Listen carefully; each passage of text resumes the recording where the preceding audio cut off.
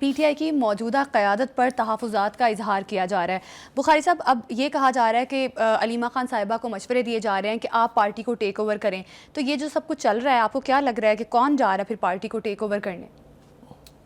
دیکھیں، پہلی بات تو یہ ہے کہ جب جو بانی پی ٹی آئی ہیں وہ جب تک جیل میں ہیں تو باہر تو یہ گند مچ رہا ہے، کافی عرصے سے مچتا رہے گا۔ اس کے اوپر ہم تفصیل سے بات کریں گے۔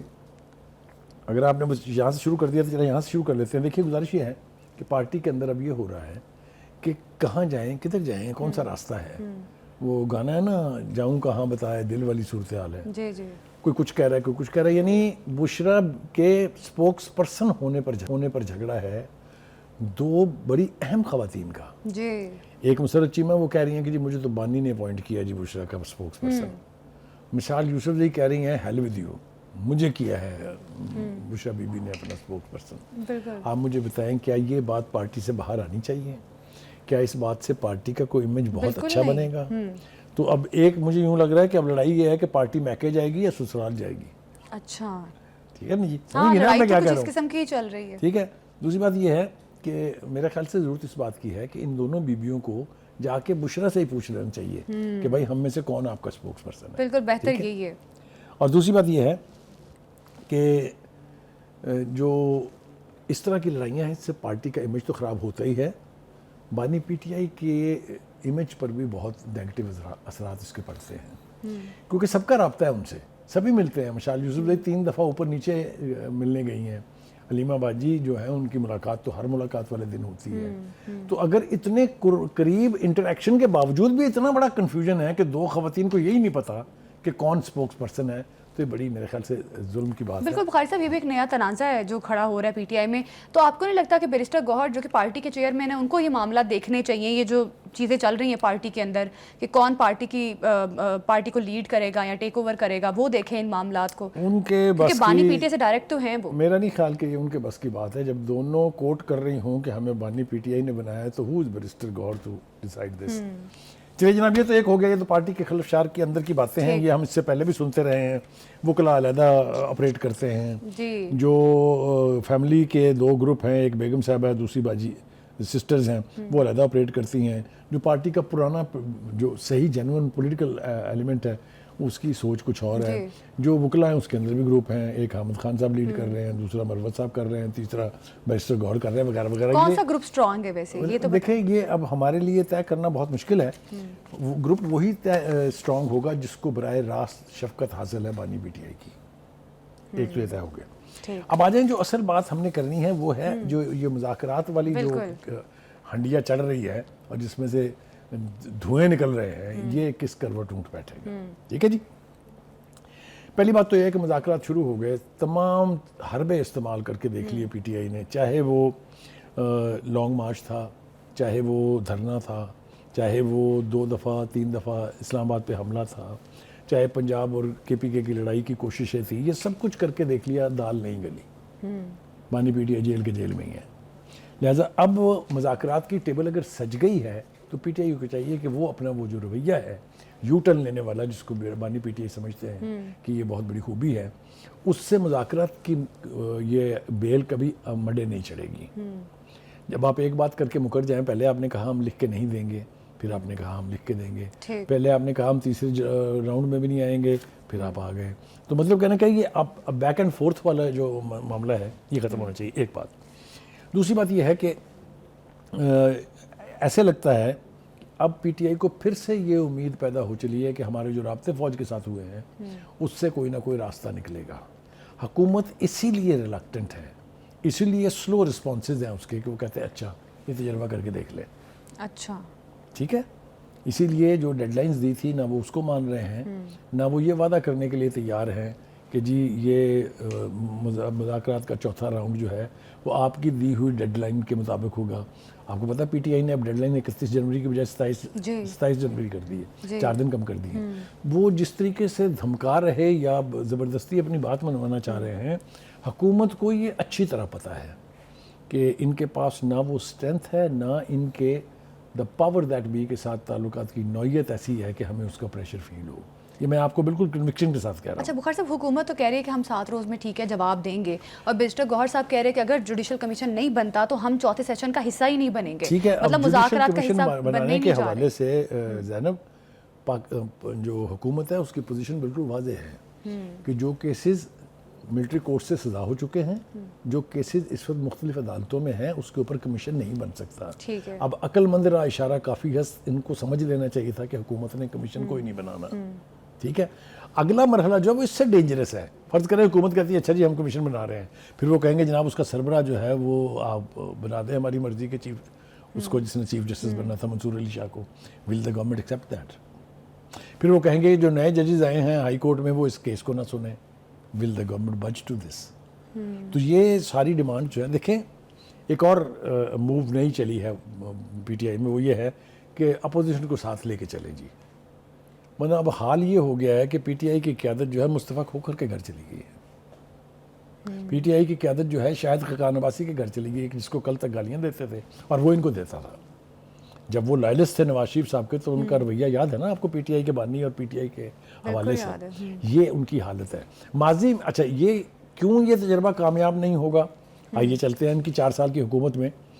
ایم کیو ایم ان کے ساتھ تھی، مینگل گروپ ان کے ساتھ تھا بلوچستان سے، وہ دونوں ان کو راستے میں چھوڑ کے چلے گئے. اس کے بعد آپ نے کہا جی اچکزئی صاحب یہ لیڈ کریں گے. جب اس نے کہا کہ اچھا میں پیپلز پارٹی سے اور نون لیگ سے بات کروں گا، آپ نے اس کی بھی لگامیں کھینچ لی. پھر آپ نے کہا مولانا فضل الرحمان ساڈا یار ہے، اس کے پیچھے نمازیں بھی پڑھی اور سب کچھ کیا.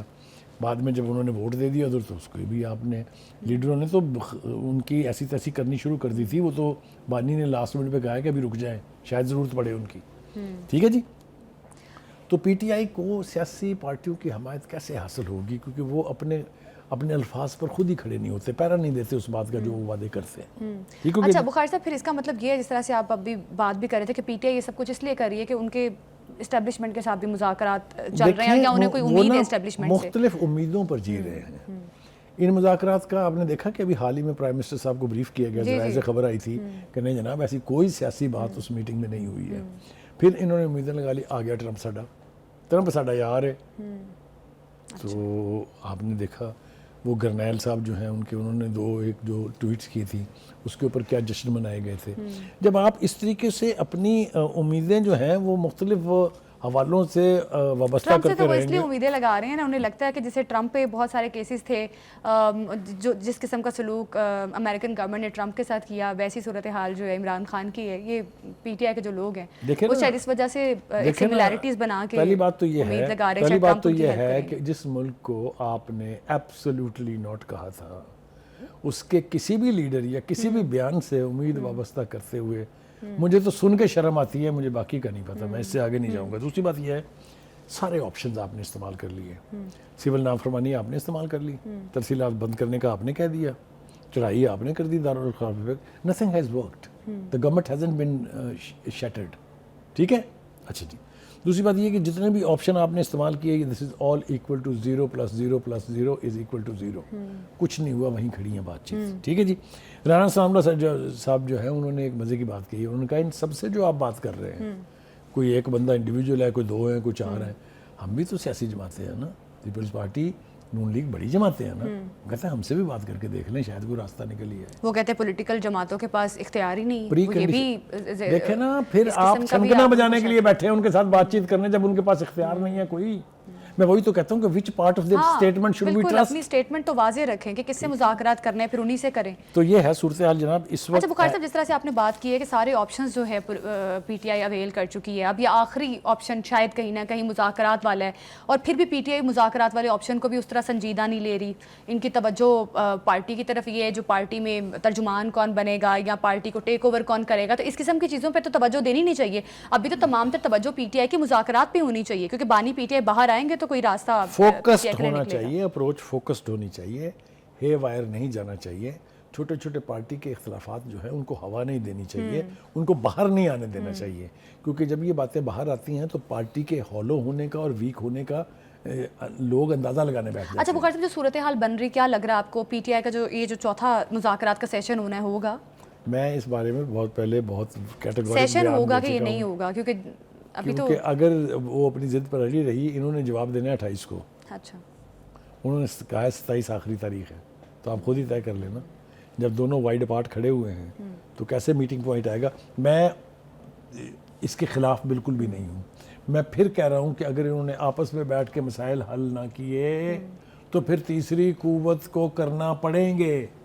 یہی ہوا ہے ہماری تاریخ میں، 3 مرتبہ پہلے ہو چکا ہے. دونوں سائڈوں کو چاہیے کہ خدا کے واسطے اس کو چوتھی مرتبہ نہ ہونے دیں.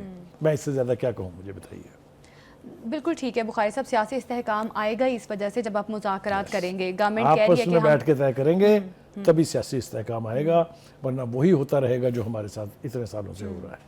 تو بخاری صاحب پی ٹی آئی پھر کیا کرے گی اگر نہیں آپ مذاکرات کا حصہ بنتے یا آپ کی مطالبات نہیں مانتی گورنمنٹ؟ تو پھر پی ٹی آئی احتجاج کرے گی دوبارہ؟ کیونکہ سول نافرمانی والی تحریک تو دیکھیے، آپ کو اپنی ڈیمانڈز کو تھوڑا سا امینڈ کرنا پڑے گا.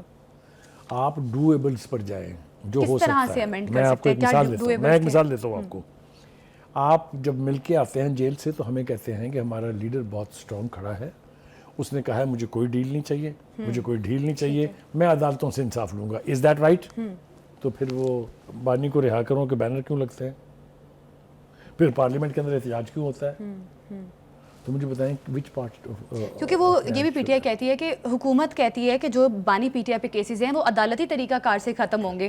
اس وجہ سے شاید بانی پی ٹی آئی کہتے ہیں کہ میں عدالتی پروسیجر کو فالو کروں گا، مجھے اس طرح رہائی نہیں چاہیے کسی ڈیل کے تھرو. تو پھر کسی ڈیل کی توقع نہیں رکھنی چاہیے نا. پھر یہ نہیں سوچنا چاہیے نا کہ ایگزیکٹو آرڈر ایشو ہوگا واشنگٹن سے تو بانی باہر ہے. اچھا بخاری صاحب، یہ چیز سمجھ سے باہر ہے کہ جو مذاکرات بیک ڈور ہو رہے ہیں ادھر کیا ہو رہا ہے ادھر؟ کیونکہ پی ٹی آئی جس طرح سے پر امید ہو رہی ہے، کہاں ہو رہے ہیں؟ جس طرح سے کہا جاتا ہے کہ ایک اسٹیبلشمنٹ کے ساتھ ملاقات بات ہوئی چیت ہو رہی تھی، ہے، اس کو جس بری طرح سے ریورٹ کیا گیا ہے وہ آپ کے سامنے ہے. صرف ایک ہی ملاقات ہوئی ہوگی. دیکھیں ہمیں پھر بتائیں نا، یعنی آپ اگر مذاکرات فرض کریں ان کے مذاکرات فوج کی قیادت سے ہو رہے ہیں پھر کہیں نا کہ بھائی ہمیں یہ مذاکرات نہیں چاہیے، ہم تو جہاں کرنے وہاں کر رہے ہیں. یہ بھی نہیں کہتے. پھر خود ہی وضاحتیں دیتے ہیں. پہلے کہا کہ ہماری 3 ملاقاتیں ہوئی ہیں اور ہم نے سیاسی گفتگو کی ہے. اب وہ وضاحتیں دے رہے ہیں کہ نہیں جناب وہ تو لا اینڈ آرڈر کی تھی، یہ آپ کے سامنے نہیں ہے. نہ جائیں کس بات کا اعتبار کریں ان کی. یہ جو کریڈیبلٹی کا معاملہ ہے یہ بہت سیریس ہے پی ٹی آئی کا. بالکل پی ٹی آئی کو اپنے کریڈیبلٹی والے معاملے پہ بھی غور کرنا چاہیے. دیکھنا یہ ہے کہ مذاکرات کا چوتھا جو سیشن ہے وہ ہوتا ہے اور پھر حکومت کی جانب سے کیا جواب دیے جاتے ہیں.